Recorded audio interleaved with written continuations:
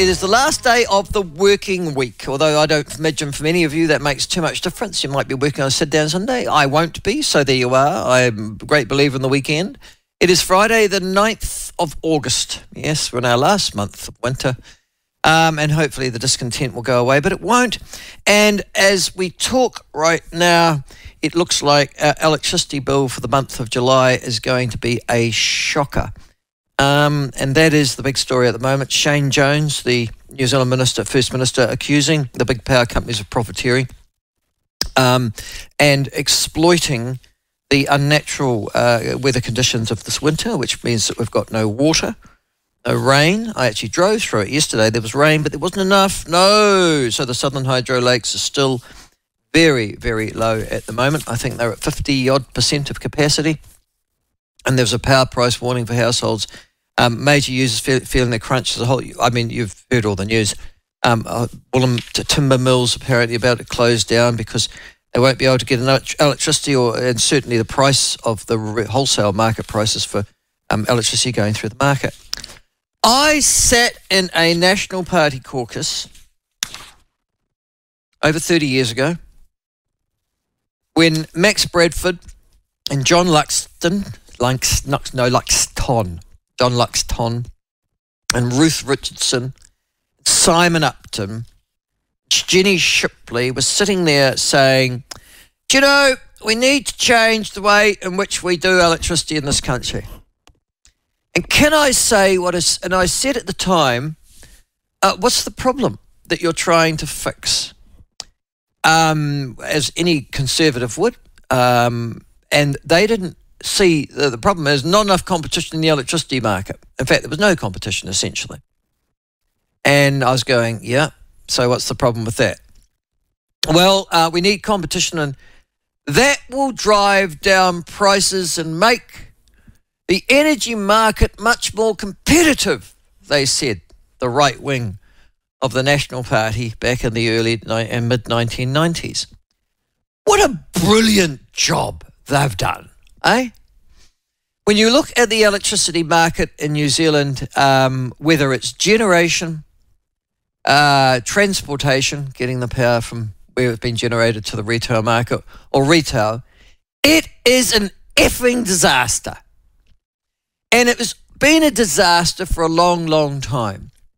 Made much worse by Simon Upton deciding that they'd carry on, now the Parliamentary Environment Commissioner, drawing a very nice salary, thank you very much. Drawn much worth by Simon Upton deciding that the Resource Management Act of the time should be allowed, that the Labour Party, in actual fact, had started, should be continued. And the Resource Management Act has made sure, along with the electricity generators and retailers, has made sure that, in essence, there have been no new dams built by the private sector at all, of any great consequence since, obviously, the deregulation of the energy market. We've had no new dams, so we've got no new hydroelectricity generation. It's a simple way to make electricity. And even so, we've had no new generation of any real capacity. And then we had all these retailers. We sold half. We decided to split up the retail market in this country. We decided to give some rapacious line companies a monopoly, which they were owned by city or district councils, and they ended up raping, as they do still on a regular basis, financially raping their consumers because they are a monopoly, and they generated profits for a council, and it doesn't particularly a council where their consumers aren't. They particularly like raping those ones. They're rapers and pillagers. They're like Attila the Hun with a checkbook or with a calculator graph. And then there is the retail market, which we sold half of it to, oh, good God, the Chinese must own half of it by now. And they're all meant to compete against each other so that you can get the best electricity price. Well, what a joke. They are a monopoly cartel, and they have a actual capacity to have an electricity shortage. In actual fact, they're encouraged to have an electricity shortage and not to generate electricity because that's when they can charge their highest prices, you see, because that's how the market's meant to work. which I have to say in 2024 was sort of predictable and has been experienced on a number of occasions prior to this particular year. But it's still a disaster. And now New Zealanders are paying huge amounts for electricity price in a country in which electricity should be plentiful. We've got lots of rainfall, despite it sometimes not falling in the wrong place. We've got lots of sun. We've got lots of wind. We've got lots of coal, which we decide that we're actually going to send overseas rather than burn ourselves. And we've actually got quite a bit of gas just off the west coast of both the North Island and the South Island, which we've decided we can't possibly explore or expand anyhow because, oh my God, it would be so bad. So the ideological idiots that sat in the National Party, and I sat with them, unfortunately, God, they were morons, who decided to come in and create this electricity market that isn't working for a system that really was, at the time, working, owned by the state, run for the state. And the idea was, in actual fact, that it encouraged New Zealand business and gave relatively cheap power to New Zealand consumers as well. Why would you want to change that system?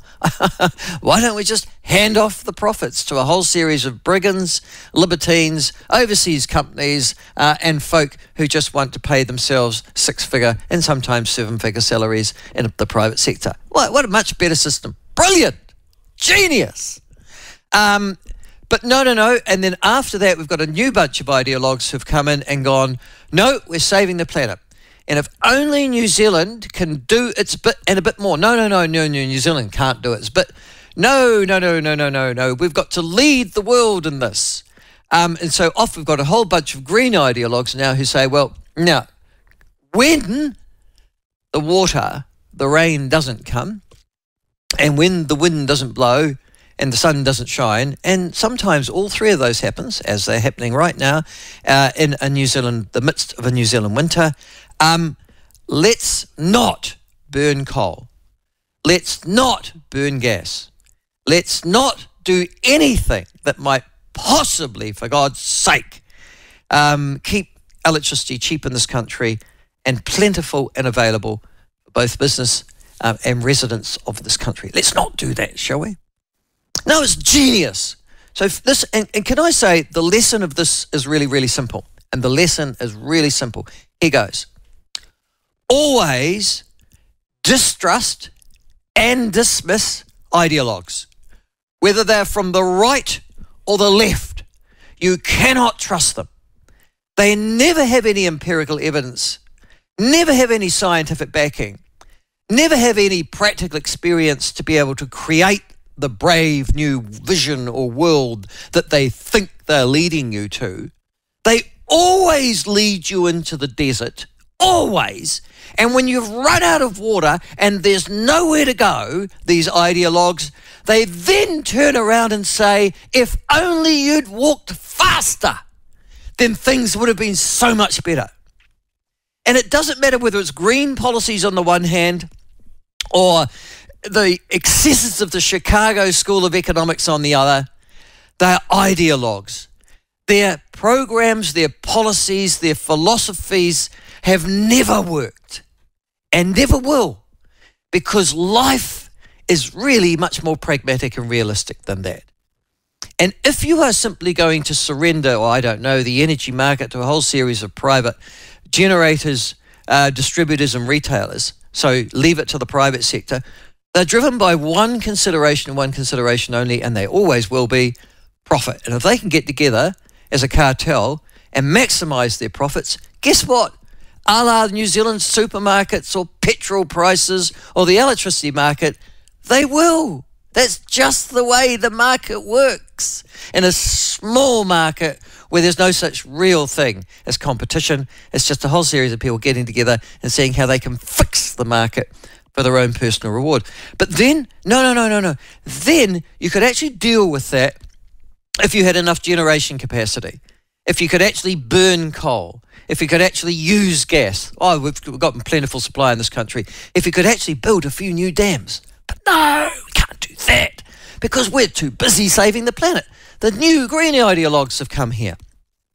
And in between everything, there's the Maori ideologues in the middle who are doing what clever people, like in the Waitaki Dam, extracting $100 million plus from Meridian just for not saying no. It's a brilliant system, New Zealand. And so always distrust ideologues. Always say, what's the problem you're trying to solve? And show me, and then it's got to be a really bad problem to change anything. And then if the change is going to happen, show me where it's worked. And that was the problem. It was exactly the question I asked in the National Party caucus. Can you show me in a country our size where the reforms, they always use the word reforms, where the reforms you're using have actually worked? They couldn't, of course. They said it will in New Zealand. And they were a bit like Roger Douglas trying to say, oh, well, we're going to create the Switzerland of the South Pacific. You morons. Who believed that? Well, plenty of people did. Are we the Switzerland of the South Pacific? No. We are becoming a slightly colder Fiji or a possibly windier Tonga. But we are certainly not the Switzerland of the South Pacific. We are in amidst of plenty and with enormous natural resources. We apparently are going through some sort of electricity drought.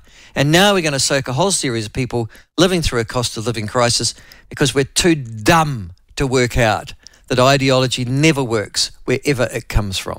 I would have thought that was a pretty obvious lesson to learn through life, but gee, is that just me?